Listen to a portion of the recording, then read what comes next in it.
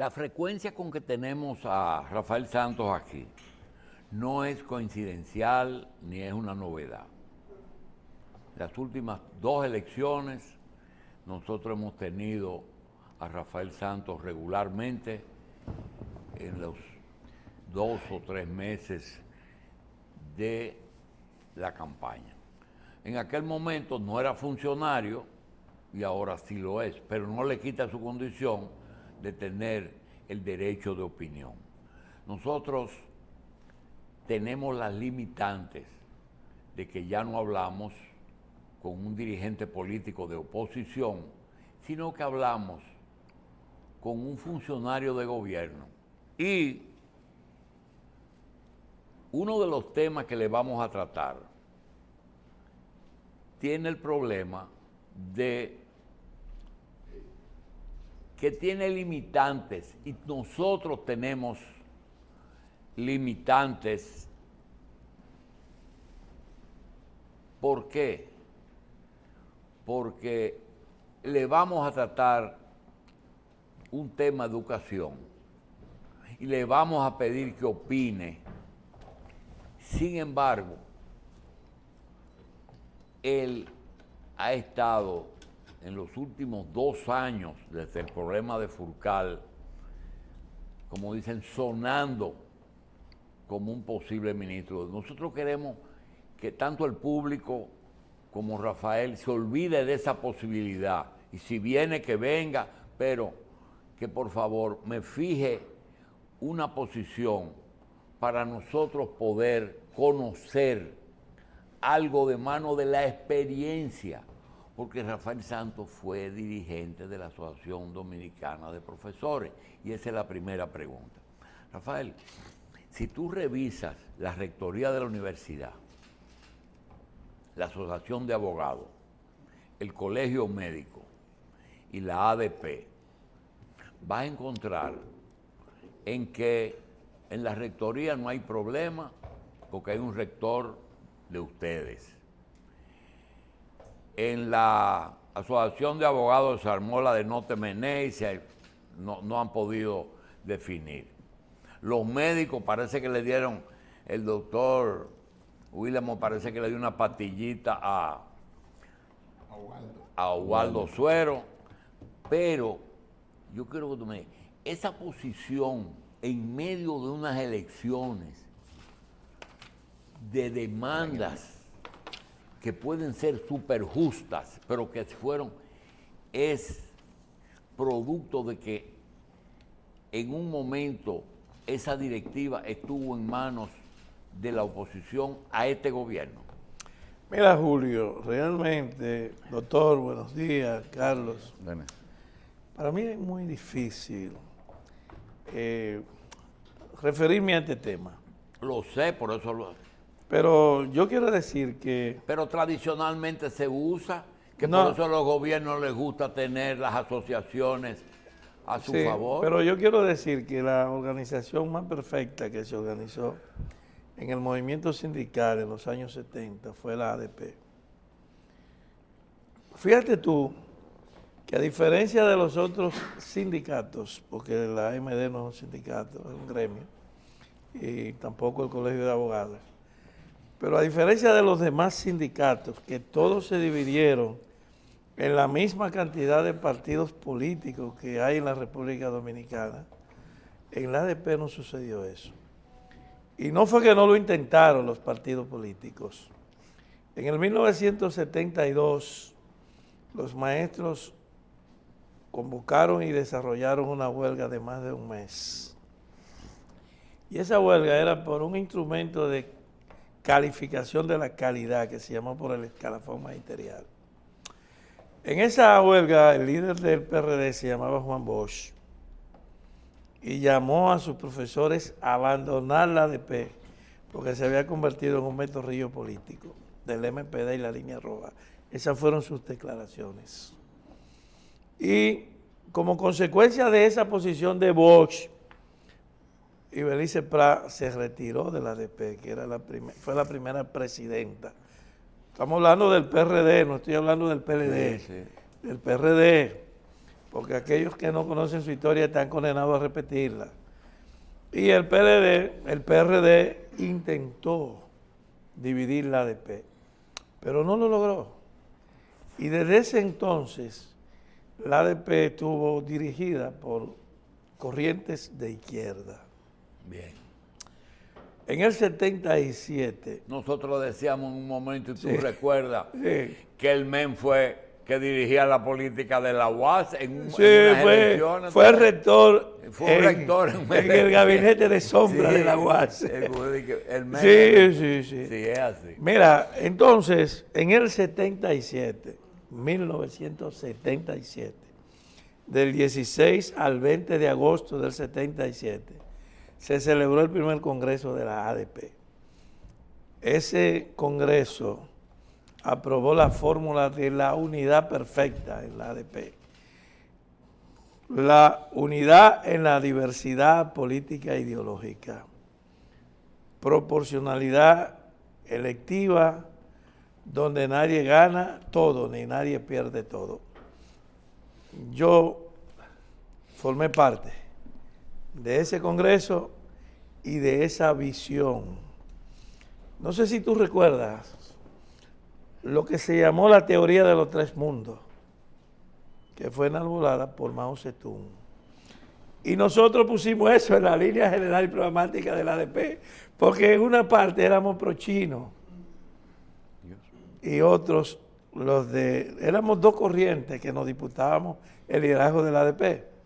La línea roja del 14 de junio de Guayubín, González Pinoza, y el Partido Comunista del Trabajo, que era una división del MPD, de Rafael Chaljú Mejía, mi amigo y hermano, Rafael, un hombre extraordinariamente bueno, amigo tuyo. Sí. Entonces, nosotros éramos partidarios de la teoría maoísta de que el mundo estaba dividido en tres. Un primer mundo de la superpotencia, Estados Unidos y la Unión Soviética. Un segundo mundo de Europa, Australia y Canadá. Y un tercer mundo de los países de América Latina, Asia y África. Teoría. Que se quedó así, tercermundista. Y así se puso en el estatuto y en la línea general y programática de la ADP.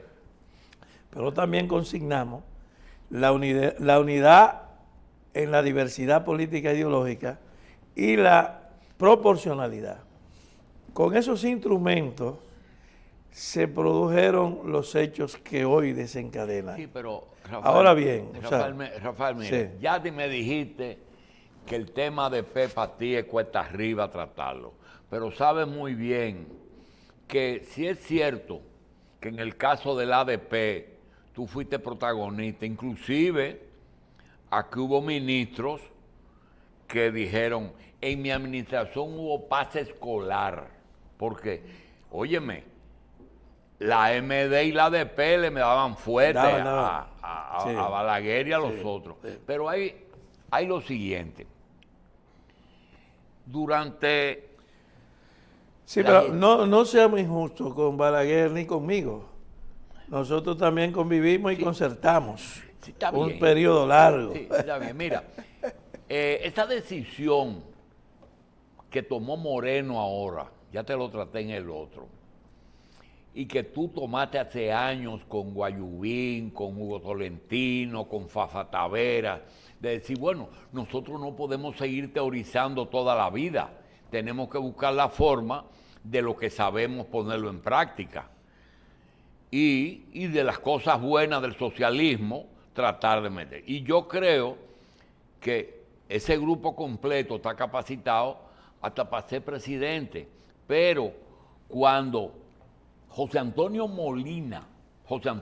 Rodríguez fue ministro de Cultura, yo recuerdo que se aprobó el 4% y él nos convocó para que tratemos de crear un ambiente favorable para que las tardes en las escuelas fueran utilizadas por cultura, materias y arte y esas cosas que cultura, porque no tenían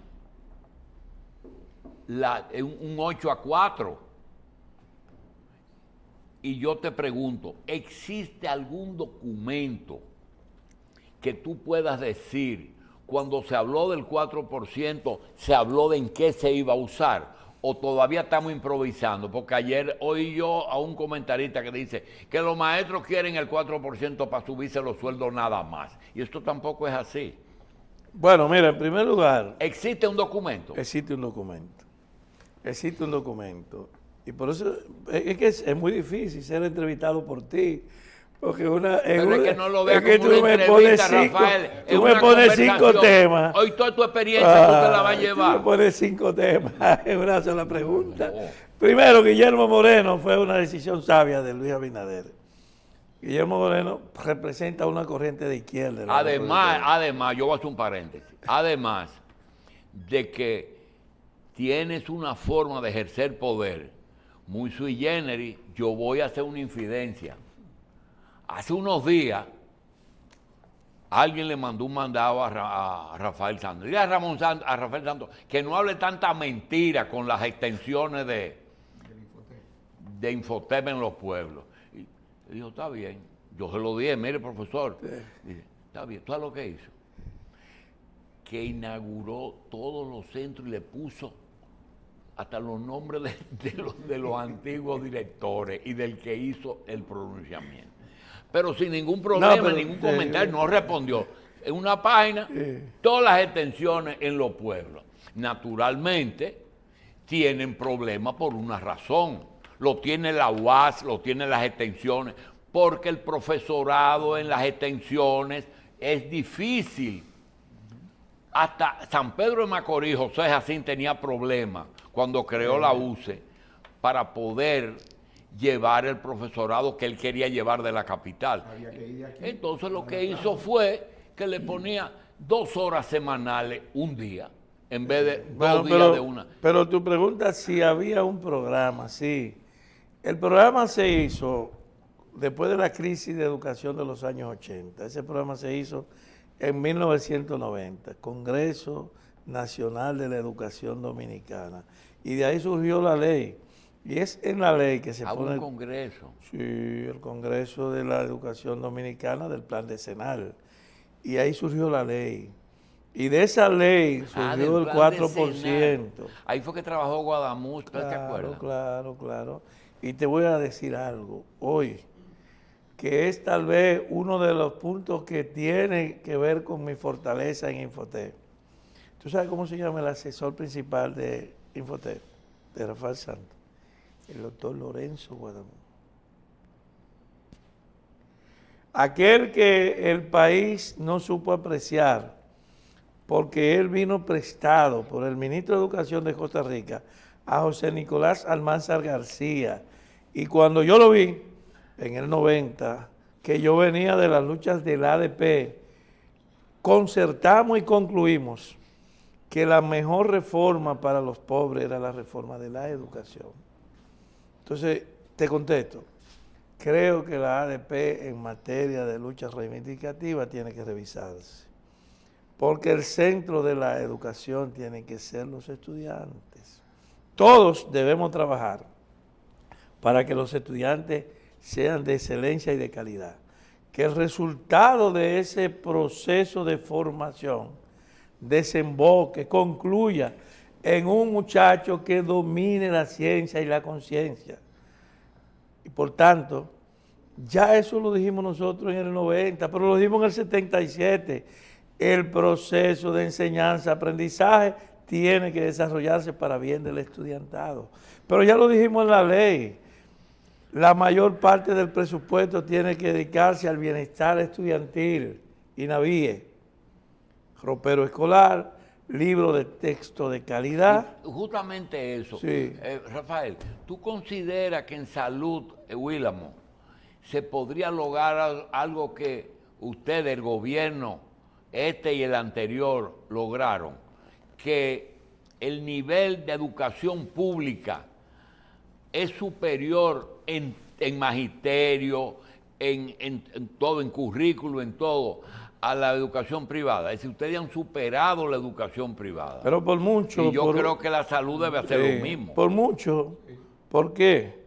Porque el estudiante de escuela pública disfruta de una serie de prestaciones que no lo tiene el de la escuela privada hoy. Comenzando con el libro de texto gratuito.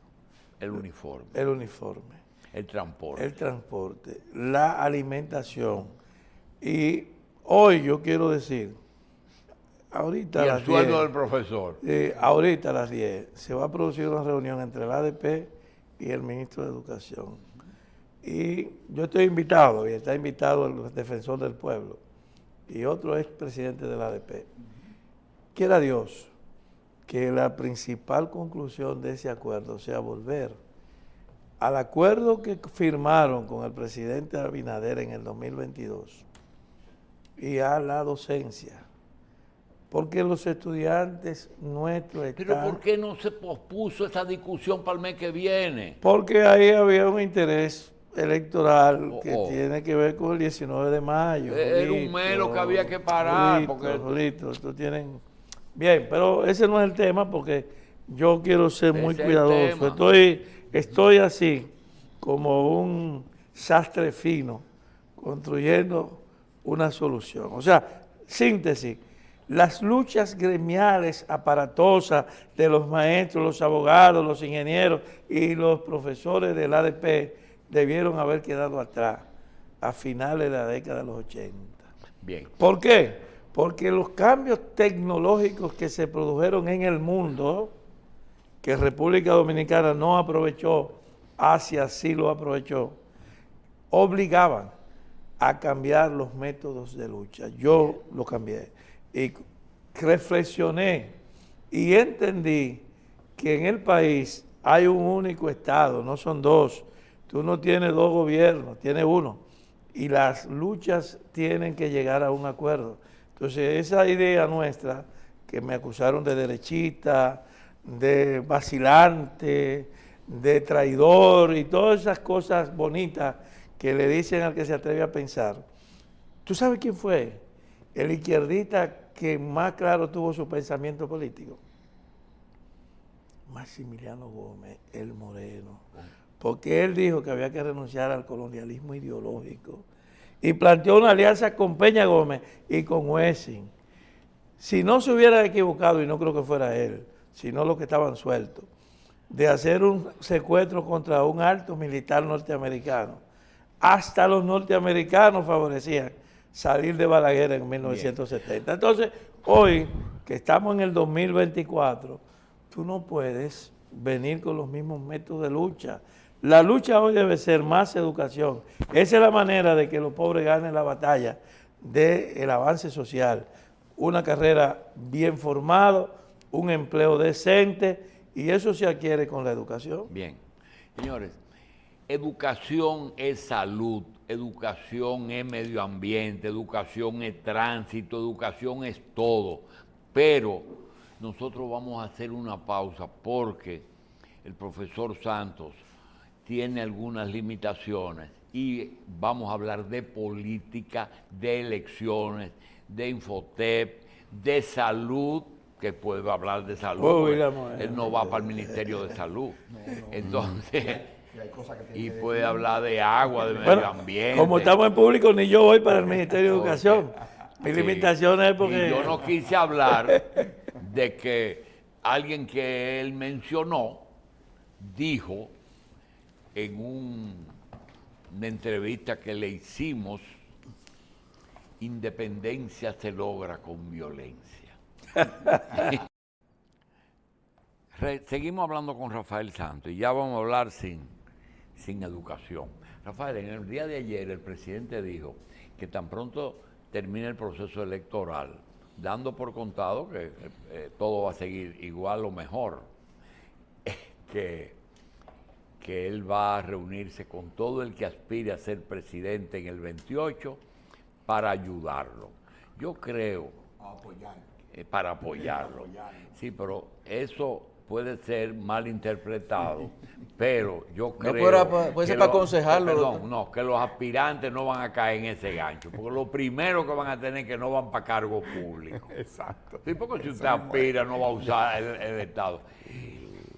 Esa afirmación ¿fue apropiada o es extemporánea?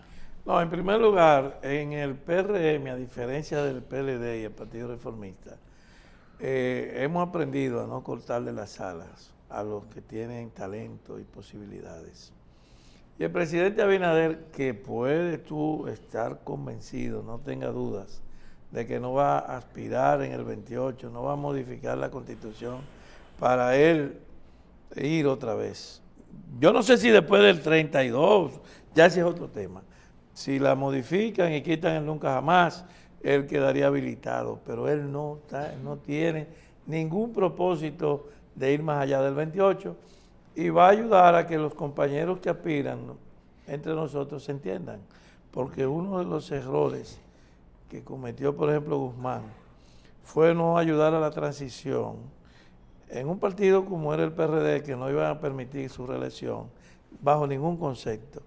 Lo lógico es que él se pusiera de árbitro y no lo hizo. Lo mismo Salvador, si Salvador hubiera sido árbitro y dejaba que Jacobo, que era el líder en ese momento electoral, independientemente de que el líder ideológico fuera Peña, pero el líder electoral era Jacobo Magluta. Si Salvador, en vez de meterse a empujar en otra dirección, hubiera sido árbitro, el PRD persistía y se mantenía en el poder en el 86. No pasó. Esa historia no tiene sentido porque no se hizo, no fue de esa manera, pero hay que recordarla. Nosotros tenemos evidentemente una competencia entre muchachos y otros que no son tan muchachos. Ramón no es tan muchacho, el propio Guido no es tan muchacho, pero hay una competencia entre 8 o 10 jóvenes y no tan jóvenes por la candidatura presidencial. El presidente ha dicho: yo voy a ayudarlos. Es que eso es lo correcto y todos vamos a ayudarlos. Ahora, aquellos que ponen los bueyes delante de la carreta y se lanzan ya a actuar como si lo que estuviéramos eligiendo es el 28 y no el 24, se equivocan. Punto. Nosotros necesitamos dejar que el presidente gobierne tranquilamente los próximos 2 años, se hagan las reformas y no hablar desde el gobierno de campañas adelantadas hasta que ya no sea una realidad en el país la campaña del 2028. O sea que yo creo que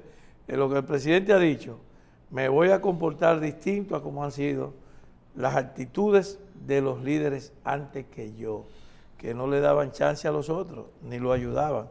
El que sea candidato del PRM puede contar con el apoyo de Luis Abinader y el apoyo de todos nosotros, si estamos en la tierra para esa fecha. Pero independientemente de eso, hay 2 personas que su candidatura está marcada muy desde antes. Son Carolina y David Collado. Bueno, o sea, mira, pudiera ser que del otro grupo, de la otra playa de jóvenes que usted menciona y no tan jóvenes, quizás no quieran salir adelante. Lo mismo pasaría con Guido. Bueno, yo te voy a decir que tienen perfil presidencial hoy en el PRM, aparte de los que están en otros partidos de la oposición, que también hay gente con mucho talento. Pero en el PRM tenemos a David, tenemos a Carolina, tenemos a Yayo San, tenemos a Pacheco, tenemos a Ramón, tenemos a Guido, tenemos a la propia Faride, tenemos a Fulcar, tenemos a Delín Ascensión. Quiera Dios que no se me haya quedado alguno. ¿Y la para vice? que no me, Wellington Arnaud, la vice Raquel Peña.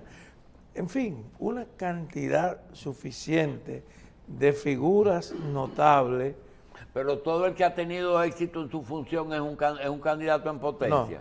No. Porque la vice nunca ha hablado de candidatura. Bueno, yo te voy a decir, perdona mi modestia, yo he tenido éxito en mis funciones y no soy candidato, ni lo seré. Es decir, hay muchos que hemos cumplido la tarea y no andamos en campaña buscando candidatura presidencial. No. Estos son gente, muchachos, bueno, que han demostrado talento. Que ya tiene edad, tiene casi 80 años, pero ¿quién? Es una persona que ha sido responsable de la economía, que nunca se mencionó, que es el gobernador del Banco Central. Una gran Sería figura. un candidato magnífico. Una personalidad del país que ha hecho una gestión en varios gobiernos exitosa. Yo respeto mucho a don Héctor. Ahorita hablamos de la educación privada y de la educación pública. Y quiero usar una cifra que me llega hoy. Rafael, un centro de atención primaria que atendió en una semana 700 pacientes, 600 eran de SENASA en sus dos versiones y solo 100 pertenecen a ARS privadas. Doctor, dígale a Rafael Santos si eso obedece a lo mismo de la educación privada o qué. No, yo entiendo que sí, porque si usted está hablando que SENASA afilia el 70% de la población, 72% de la población, es obvio que el 70% o más de los pacientes que atiende ese centro deban ser afiliados a SENASA. Mira, en primer lugar yo soy hombre. Los maestros tienen un seguro aparte, ¿verdad? Sí, tienen un seguro propio. Una ARS aparte. Tienen un seguro propio. Los maestros sí, pero los empleados de educación no. No, tienen el seguro familiar de salud. Sí, son afiliados. Pero mira, yo que soy partidario de la economía privada, contrario a lo que pueden pensar, yo no soy estatista. Incluso yo creo que en la educación y en la salud, la inversión privada ha sido exitosa. Y en la salud más, porque con la ley 8701 se ha creado una infraestructura de salud en todo el país. Lo que tienen que garantizar los supervisores de política pública es que funcionen ambas en función del carnet que tiene la gente, que no le den menos servicios. Pero en definitiva, la salud privada no es el problema, porque tú vas a una clínica y si tú tienes un seguro familiar y ese seguro está por una ARS reconocida que no es rechazada en una clínica, a veces yo mira, acabo de tener una desgracia familiar, murió una hermana mía y casi todos los gastos los cubrió el Seguro Familiar de Salud médicos, porque es un seguro con una buena cobertura. Ahora bien, no se puede obligar a que la gente vaya a un solo centro. Sin embargo, se estaba cometiendo una injusticia contra los grandes hospitales públicos. Porque si tiene un carnet y yo voy a un hospital, a un centro público, ¿por qué no voy a pagar? Si eso lo tiene que pagar la ARS, porque ya eso está prepago.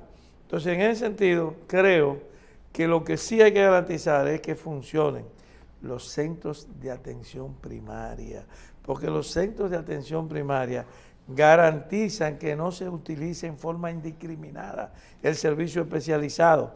El 80% de las enfermedades, perdóneme, usted me corrige, doctor Willamo, se pueden tratar en un nivel de medicina de nivel primario y tal vez el 20 vaya a un especialista. Entonces, se está perjudicando la posibilidad de no, pero claro, hay una lucha. Hay unos sectores que dicen, no me ponga atención primaria, déjame que todos pasen hacia los especialistas, que todos entren por cualquier puerta. Eso hace daño al sistema. Ahora, en educación, yo creo que el acompañamiento del sector privado tiene que ser para aquellos que sí pueden pagar y prefieren que su hijo vaya a una escuela privada. Lo que necesita es que las autoridades fiscalicen y supervisen de que lo que se brinda en ese centro privado no sea menor o no sea distinto a la escuela pública. Entonces es la homologación de servicios a través de unas autoridades que supervisen. Después, el que puede pagarlo en uno privado porque le queda más cerca de su casa, porque se mueve en un sector social. Por ejemplo, tú dirías, pero bueno... No siempre es así, profesor, porque en ciertos sectores de las grandes ciudades no hay escuelas públicas porque se considera que son clases media alta. No, y en ciertos sectores, y en la mayoría de los que esos pueden pagar o deben pagar. Y en la mayoría de los sectores del país no hay escuela privada. Sí. Y tiene que ir el hijo del comerciante junto con el hijo de la lavandera a la misma escuela. Así fue que se estudió antes. Entonces, lo que hay que garantizar es el estándar. porque no podemos convertir en una ideología el tema de la inversión privada y la inversión pública. Sí. Sí, claro. Si tú las manejas como una ideología, entonces unos son malos y otros son buenos. Yo creo que incluso el Estado puede decir cuánto se invierte en la educación de cada muchacho. Si en un pueblo lo mejor es un colegio privado, el Estado lo paga mediante becas para que los pobres vayan ahí. O sea, hay que romper los esquemas ideológicos que tanto daño han hecho en algunos sistemas políticos. Hay que tener mucho cuidado cuando se hace un pronunciamiento público de boca de alguien de poder. El presidente dijo, tan pronto terminen las elecciones, vamos a convocar a los que aspiren del PRM para cooperar, ¿fue que dijo? Sí. Colaborar, Apoyarlos. apoyarlos, muy bien. Naturalmente, eso no es tan sencillo, porque eso implica, usted aspira, bueno, no es verdad que si Yayo Lobatón aspira, va a ser director de aduana. No puede, usted tiene que renunciar, entonces dedicarse, y lo vamos a ayudar, pero desde afuera. Pero Julio, también dijo otra cosa. En la propuesta de los medios corripios, también dijo el presidente, tan pronto pasen las elecciones, tocaré la puerta de la oposición para que concertemos. O sea, la tarea principal que el presidente ha trazado para después del 19 de mayo es una agenda de reformas. Entonces, yo entiendo que será como después, finales del 2025, que se puede hablar de candidatura y de precandidatura en el PRM. Ahora hay que hablar de una gran concertación patriótica en la República Dominicana. Y quién sabe, y tú no te imaginas, por ejemplo, a Omar Fernández en el PRM. Por decirte cosas. Le dio la senaduría. Por decirte Le cosas. acaba de dar la senaduría, Omar. O a Guillermo Moreno Le acaba de dar compitiendo la por la senaduría, presidencia de la Omar. República en una concertación democrática, o a Luis Miguel de Camp, Miren, o a Hito Bisonó. Sí, O sea, pero hay lo que muchas- se habló, lo que se hay habló- muchas fórmulas, hay muchas fórmulas. Mucho. se puso de ejemplo el caso de lo que dijo el presidente. Pero la pregunta viene porque ayer la iglesia dijo que invitaba al público a votar por los legisladores, sobre todo los senadores, que no apoyaran las causales, como la salud y la educación tiene que ver con las tres causales.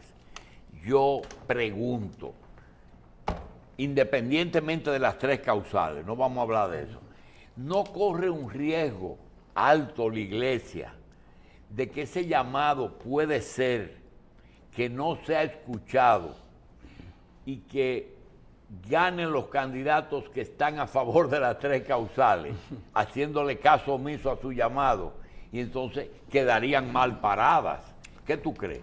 Bueno, yo lo que creo es que eso es parte del atraso que tiene la sociedad dominicana en muchas cosas.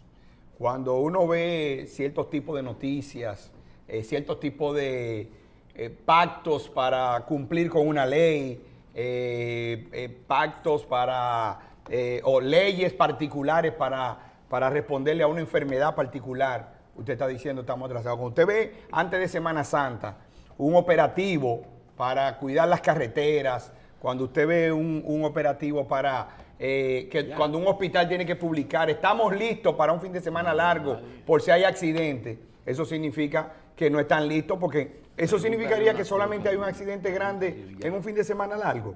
Y si a usted le llega una guagua con 40 accidentados en un fin de semana que no es festivo, o sea, usted no está preparado para eso. O sea, yo creo que esa parte de la iglesia... Yo, Julito, Willamo, lo que digo es lo siguiente. Cuando uno acepta ser parte de un conglomerado, de un equipo, tiene que sacrificar muchas opiniones. La gente va a votar como quiera y va a rezar como le guste. Bien, Rafael, en 11 días hay elecciones y generalmente no se los gobiernos se renuevan, aunque los funcionarios hayan cumplido con su deber. En caso de que tú te tengas que ir de Infotep, ¿tú te vas tranquilo y piensas que la dejaste en mejor condición? Sí, yo me voy muy satisfecho de que hemos cumplido la parte del programa de gobierno para estos 4 años. Si tuviera que irme y si inmediatamente te pediría trabajo aquí, no me tienes que pagar mucho. Yo vendría a ser uno de los comentaristas, a disfrutar de este oasis de democracia ideológica, que es la revista 110. Tú eres político. ¿Qué usted entiende que le faltaría por hacer? O sea, ¿qué está Todo. pendiente Sí, desde el punto de vista a del mí me Infotep? faltaría llevar el Infotep a algunas provincias que no he ido todavía. Y también, Pero eso es expansión. sí, Y en términos de formación. sí, me faltaría conseguir que los profesores de Infotep tengan un nombramiento permanente, que no lo son ahora, y que estoy trabajando en eso. Completar el proceso de campos inteligentes en los centros que hemos construido, que ahora lo que voy a poder inaugurar una sola etapa, y lograr que todos mis profesores sean bilingües. Ahora bien, yo no dije que hablen inglés, dije que sean bilingües. Puede ser bilingüe Chino. en francés. Y la organización, También. la organización, En chino, en chino. la organización tripartita. En ruso, que aquí hay muchísimos turistas la rusos. organización tripartita tuvo un buen resultado.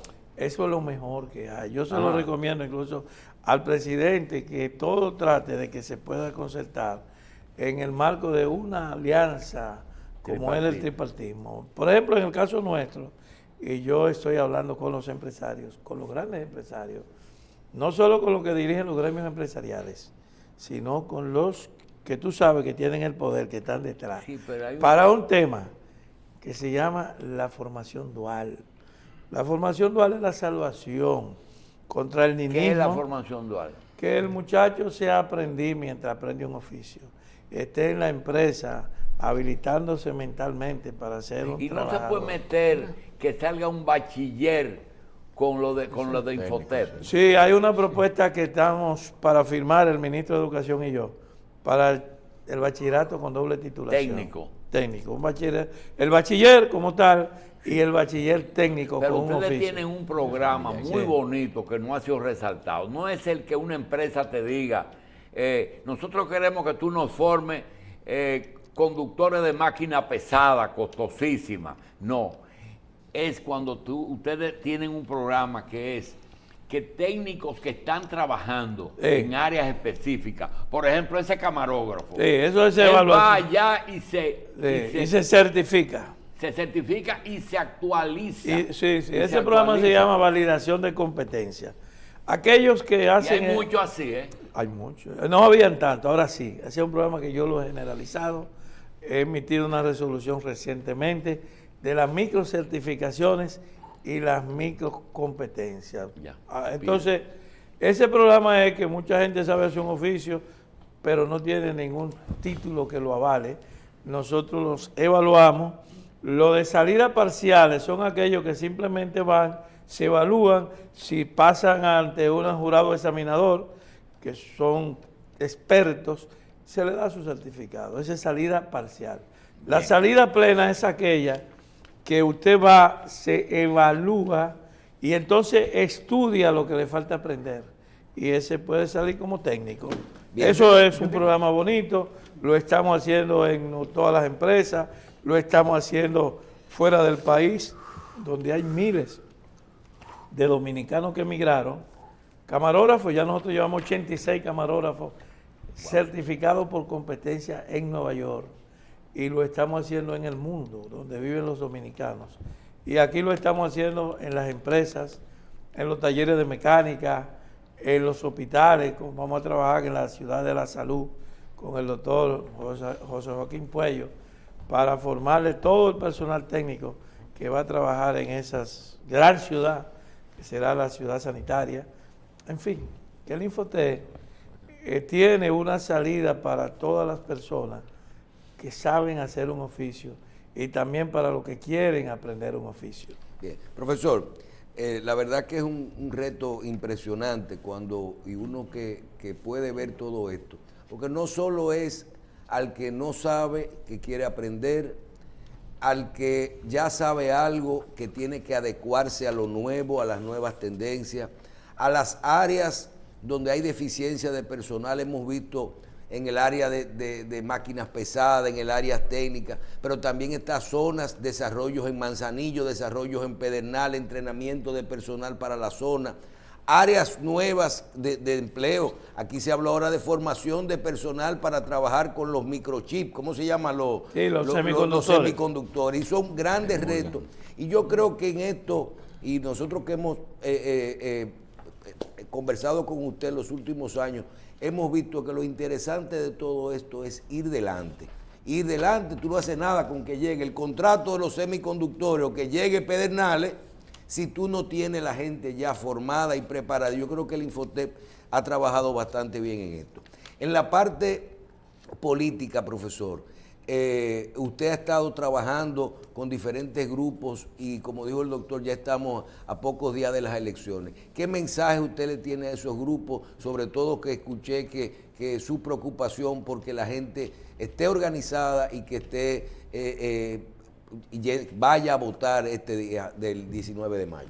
Bueno, en el primer punto, sí estamos llevando una agenda a todo el país para formar técnicos que puedan darle apoyo a la economía, a la expansión económica en la República Dominicana. Y solo quiero decir esto, porque quiero darte una respuesta sobre la segunda pregunta. Solo quiero decir esto.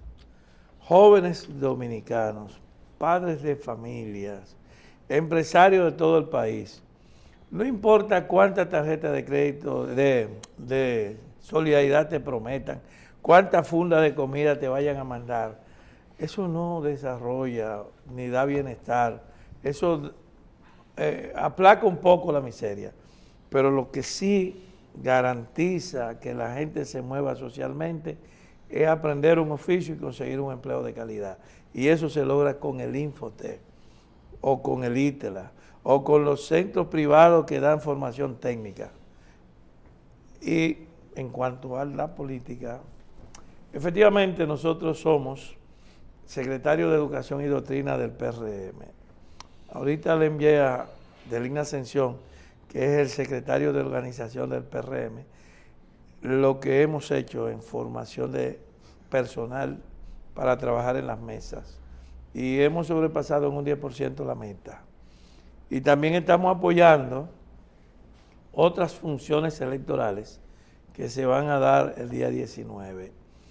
Y hemos logrado el apoyo de un grupo de personalidades independientes, periodistas, académicos, médicos, abogados, maestros, que están trabajando con nosotros en ese esfuerzo. Yo digo con nosotros, no conmigo, porque yo no necesito robarme el trabajo de nadie, atribuirme los méritos de otro, porque ¿qué ganaría yo con eso? El presidente sabe que hay un equipo de personas que nos está apoyando y está al tanto, conteste de que esos aportes que hacen esos amigos son fundamentales. Yo quiero concluir sobre lo que va a pasar el domingo. El domingo ya está definido, el domingo 19, de este domingo en 8. El país va a su elección, más de 66 años de votaciones sin interrupción. O sea, una democracia madura. Y en ella, pues, los dominicanos van a tener la oportunidad otra vez de ratificar un mandato a un presidente en ejercicio. El compromiso de ese presidente ha sido más salud, más educación, más carretera, transporte de calidad, mejores empleos y sobre todo defender la patria. Y por eso yo digo, ya que no lo hicieron, que debieron haberlo hecho, los partidos de oposición, haber apoyado la reelección de Luis Abinader como un pacto patriótico para enfrentar el problema que tenemos ahí, en la frontera, 250 kilómetros por algún lado, desde la capital hasta Puerto Príncipe, una amenaza de los factores que no se gobiernan allá, que nos lo quieren echar a nosotros. Por eso, debió haberse producido un pacto patriótico para llevar a Luis como una opción única, con un compromiso de él, que ya él lo ha hecho sin que se lo pidieran, de no pretender una segunda reelección. Pero no se hizo eso, ya el presidente está definido en todas las encuestas, hay una mayoría evidente que vamos a ganar en el Congreso y lo que hace falta es una unidad nacional para una agenda de reforma que no se hace en el país desde 1990. Así que Dios, no sé, creo que esta es mi última intervención ante las elecciones, aquí en la revista, pero Dios está a favor de este país, vienen los semiconductores, viene la inversión extranjera, vamos a tener un círculo virtuoso de desarrollo y quiera Dios que ningún dominicano se quede atrás. Bien. Vamos a agradecer al profesor Rafael Santos Badía, director del Instituto Nacional de Formación Técnico Profesional, el Infotep. Gracias, profesor, por estar con nosotros.